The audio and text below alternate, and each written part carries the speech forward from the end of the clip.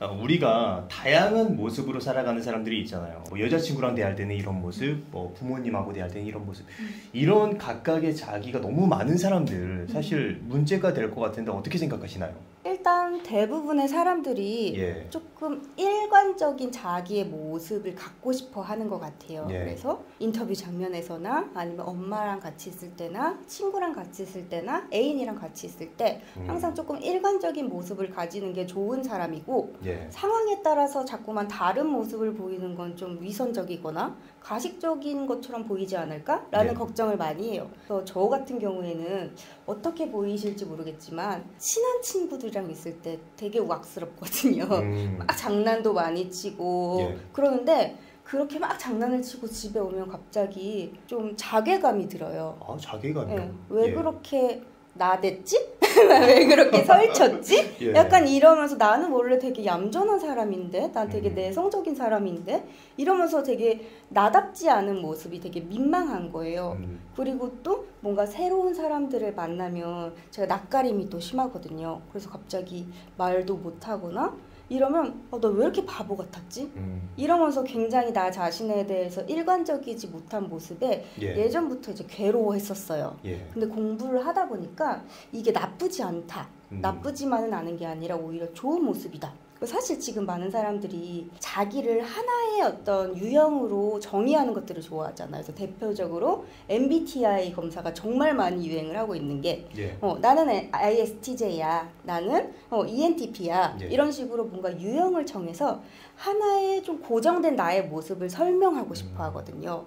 근데 사실은 그런 모습이 오히려 건강하지 않은 모습이고 다양하고 복잡한 그런 모습을 가진 사람들이 예. 훨씬 더 건강할 수 있다라고 이야기를 해요. 요거를 이제 사회심리학에서는 자기 복잡성이 높다라고 이야기를 하거든요. 예. 그래서 이런 자기 복잡성이 높은 사람들이 낮은 사람에 비해서 훨씬 더 건강하고 또 유연하고 잘 대처할 수 있다라고 이야기를 하죠.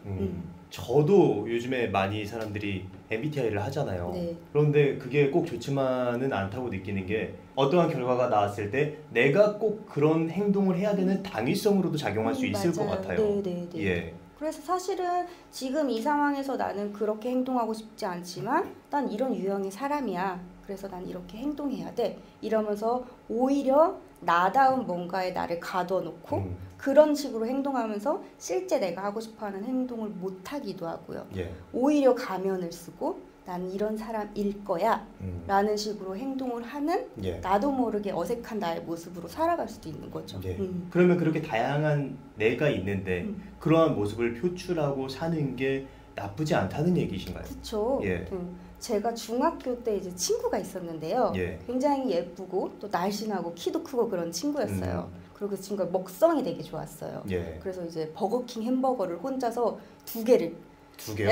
두 개를 저도 힘들어요. 예. 버거킹도 되게 빵도 두껍잖아요. 그거를 한 번에 먹을 수 있는 친구였는데 네. 그 친구가 이제 남자친구가 생긴 거예요. 그래서 내가 소개시켜 줄 테니까 와라. 그래서 버거킹으로 갔어요. 근데 이제 그 친구가 버거를 한 개를 시키는 거예요. 한 개. 네, 그래서 이미 이제 저희들은 당황하기 시작을 했죠. 그래서 네. 왜 한 개를 시켰을까 하고 이제 가만히 지켜보고 있는데 이 친구가 이 햄버거를 갑자기 이제 그 카운터를 가지고 가더니 이거 커팅 좀 해주세요 이러는 네. 거예요. 그래서 저희가 이렇게 보고 있었죠. 그랬더니 네. 이 커팅한 작아진 햄버거를 이렇게 오물 먹더니 아 배부르다 이러고 내려놓는 거예요. 네. 그래서 이제 저희가 어떡하지? 라는 그런 마음으로 보고 있었는데 이제 남자친구를 보내고 나서 아 이제 배고프니까 밥 먹으러 가자 라고 이야기를 하는 거예요. 네. 네. 그런데 사실 이 친구 어떻게 보면 좀 위선적이어 보일 수도 있잖아요. 많이 먹으면서 왜 남자친구 앞에서 저렇게 내숭 떨지? 이렇게 볼 수 있는데 이 친구는 어떻게 보면 되게 유연한 친구였던 거죠. 아, 예.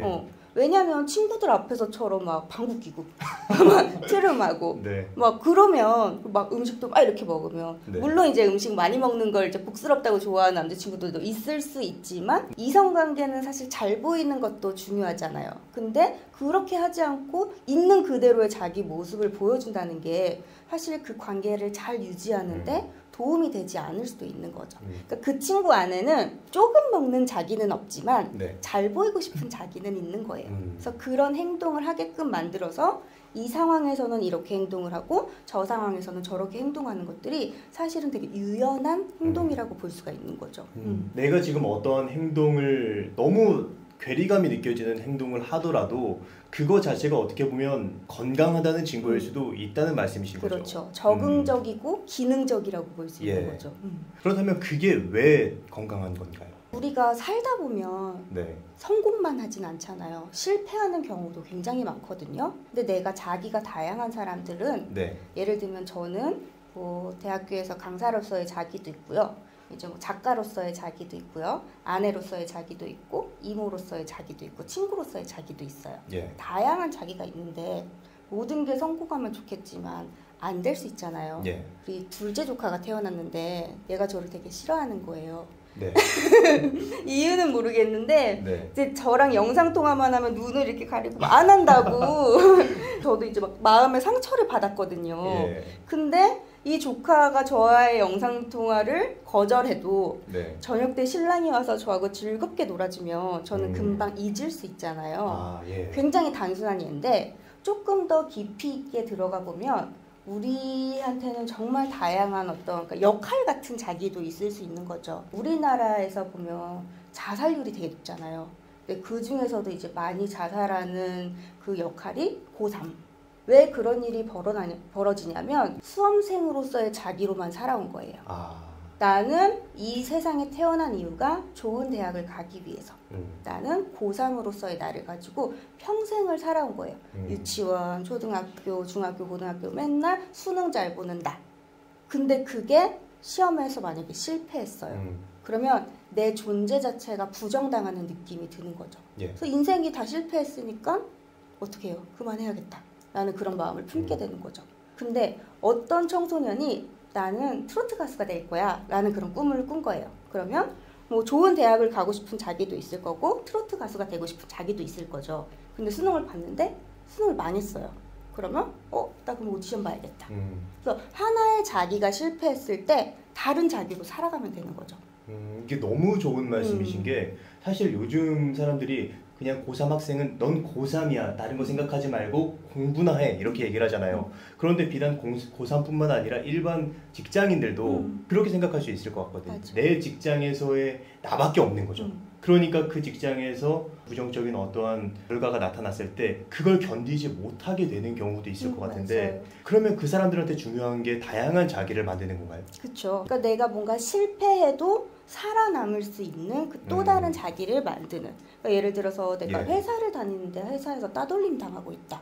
그러면은 회사원으로서의 자기 말고도 예. 우리 엄마 아빠의 자식으로서, 나의 애인의 애인으로서, 아니면 우리 형제들의 소중한 가족으로서 이런 것들을 통해서 나는 회사 사람들은 날 싫어하지만 괜찮아. 우리 가족이 있으니까. 그래도 나는 나를 사랑해주는 사람이 있으니까. 예. 이렇게 이야기를 한다던가 아니면 만약에 하나의 직업에서 실패했거나 잘려도 괜찮아. 나 이 일 하면 돼. 예. 이런 식으로 생각을 해서 하나의 실패를 다른 성공할 수 있는 자기로 이제 돌릴 수 있다는 거죠. 예. 그렇게 하다 보니까 굉장히 어려운 상황에서도 그 상황이 내 인생의 전부가 아니야 라는 걸 이제 인정하고 받아들일 수 있게 되는 거죠. 지금 말씀해 주신 게 되게 숨통 트이는 얘기 같아요. 예. 되게 넓은 세상이고 다양한 세상이지만 내 세상은 하나밖에 없는데 그 하나밖에 없는 세상에서 매몰됐을 때 벗어날 수 있는 숨통 트이는 얘기를 지금 해주신 것 같습니다. 새로운 자기를 만들기 위해서 할 수 있는 어떠한 노력으로는 무엇이 있을까요? 많은 경험을 해보는 게 중요한 것 같아요. 예. 일단은 그 자기 복잡성을 이제 측정할 때 보면 써보라고 하거든요. 예. 그러니까 너는 어떤 사람이야? 라고 써볼 때 그거를 많이 쓸 수 있는 사람들이 자기 복잡성이 높다라고 생각을 해요. 그러니까 네. 좀 나에 대해서 많이 아는 거죠. 그러니까 일단은 자기에 대해서 관심이 많아야 되고요. 그거에 대해서 자주 탐구를 해야 되죠. 그러니까 자기가 되게 복잡한 게 예를 들면 나에 대해서만 생각할 수 있어요. 그래서 선호도 아니면 능력. 그러니까 난 뭐는 잘하고 뭐는 못해.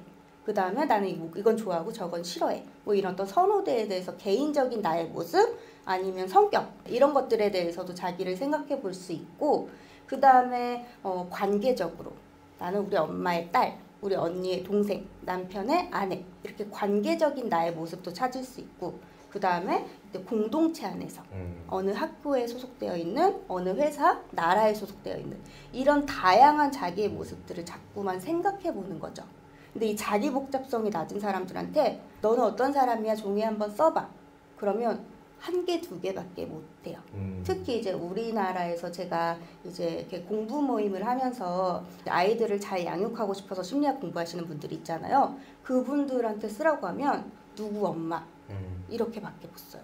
자기가 엄마로서의 모습밖에 없는 거죠. 그러다 보니까 항상 지치고 힘들고, 물론 아이 때문에 너무 행복하지만 몸이 힘드니까 굉장히 이제 괴롭고 우울해지고 그런 경우가 있는 거죠. 그래서 뭔가 다양한 역할, 선호도, 능력, 내가 속해 있는 것들에 대해서 자꾸만 생각하고, 그리고 그게 잘 없다. 정말로 왜 너무 루틴이 정해져 있어가지고 변화가 없는 삶일 수 있잖아요. 그래서 그런 변화가 없는 삶일 경우에는 경험을 조금 많이 하기 위해서 노력을 해야 되죠. 그렇다면 우리가 자기가 하나밖에 없는 사람들, 그리고 지금 뭐 관계가 썩 많지도 않은 그런 사람들이 좀 자기를 많이 늘릴 수 있는 그런 방법이 있을까요? 일단은 제일 좋은 건 선호와 관련된 거인 것 같아요. 물론 이제 능력적인 부분에서 나를 키울 수도 있지만, 능력 부분은 사실 선천적으로 가지고 태어난 것들도 있어서 내가 잘할 수 있는 걸 선택하기가 어렵잖아요. 근데 내가 선호하는 어떤 나의 모습들을 찾는 것들, 그래서 그 선호하는 것들을 능력으로 발전시킬 수 있는 그런 방식들을 찾는 게 되게 중요한 거죠. 예를 들어서 어떤 게 있을까요? 뭐 예를 들어서 제가 갑자기 쇼미더머니에 출연을 한다던가 좀 잘 어울리네. 그래요? 뭐 이런 것처럼 내가 좋아하는 것들을 연습해서 내가 앞으로 될 수 있는 어떤 가능한 자기를 만들어 나가는 것도 중요하죠. 여기서 이제 한 가지 더 확실하게 해야 될 것은 그 가능한 이상적이고 내가 바라는 자기가 현재 나의 모습이랑 너무 괴리감이 있으면 안 돼요. 그러니까 예를 들어서 저 노래를 되게 못하거든요. 근데 제가 갑자기 이제 미스트롯에 나가겠다라는 그런 자기를 꿈꾼다면 불가능해지잖아요. 그러면 실패하는 경험을 자꾸만 하게 되거든요. 그래서 가능한 내가 변할 수 랩도 안 됩니다. 그러니까 지금 당장 내가 시도해볼 수 있는 자기의 모습을 갖추는 게 중요한 거네요. 그렇죠. 인스타그램도 있고 유튜브도 있고 블로그도 있고 다양한 자기를 만들 수 있는 수단들이 굉장히 많이 있다고 생각하는데, 나의 자기의 모습을 찾는 하나의 방법이라고도 좀 생각이 들어요. 돈도 되면서. 그래서 한번 해보셨으면 좋겠다는 그런 생각도 드네요. 선생님 책을 보시면 어벤져스를 통해서 자기 복잡성을 탐색할 수 있다고 쓰셨는데 그게 어떤 얘기인 거죠? 제가 이제 마블 영화를 되게 재미있게 보고 되게 그 하나도 빠짐없이 다 봤거든요. 근데 거기에서 이 자기 복잡성과 관련된 그 장면이 나오는데, 캡틴 아메리카하고 아이언맨이 갈등 구조로 나왔던 그런 시즌이 있었어요. 11로? 뭐 어쨌든 그랬던 것 같아요. 그거였던 것 같은데, 그때 이제 캡틴 아메리카는 약간 조금 보수적이고 올바른 그런 스타일이고, 아이언맨은 약간 좀 양아치? 약간 그런 느낌이 있잖아요. 그러니까 둘이서 자꾸만 이제 의견 충돌이 있는 거죠. 딱 둘이서 싸우는데 어떤 장면이 있냐면, 이 캡틴 아메리카가 막 이제 아크리액트라고 해야죠. 그거를 막 툭툭 치면서 비아냥거려요. 자기는 이제 이렇게 막 그 주사 같은 거 맞고 이렇게 진짜 그 실제로 영웅이 된 거잖아요. 근데 아이언맨 같은 경우에는 슈트가 없으면 아무것도 아니니까 그걸 가지고 이제 막 비아냥거리는 거여서, 너는 이거 슈트 없으면 아무것도 아닌 평범한 사람이잖아. 이런 의미로 너 이거 없으면 뭔데? 라고 이야기를 했는데, 아이언맨이 너무 당당하게 나는 백만장자에다가 나는 바람둥이에다가 나는 플레이보이에다가 나는 자선사업가야, 이렇게 탁 받아치는 거예요. 멋있네. 그러니까 이제 캡틴 아메리카가 할 말이 없어지는 거죠. 이게 자기 복잡성이 높은 거거든요. 그러니까 사실 이 캡틴 아메리카 같은 경우에는 히어로로서의 자기밖에 없는 거예요. 그래서 만약에 빌런이 왔는데 내가 싸우다가 졌어요. 그러면 나는 이 세상에서 존재할 가치가 없어, 이러면서 무너질 수 있겠죠. 근데 아이언맨 같은 경우에는 만약에 싸움에서 졌어요. 그러면 그래? 그럼 난 돈으로 다른 사람들 도와줘야겠다, 이렇게 생각을 할 수가 있으니까 실패해서 되게 자유로워질 수가 있는 거죠.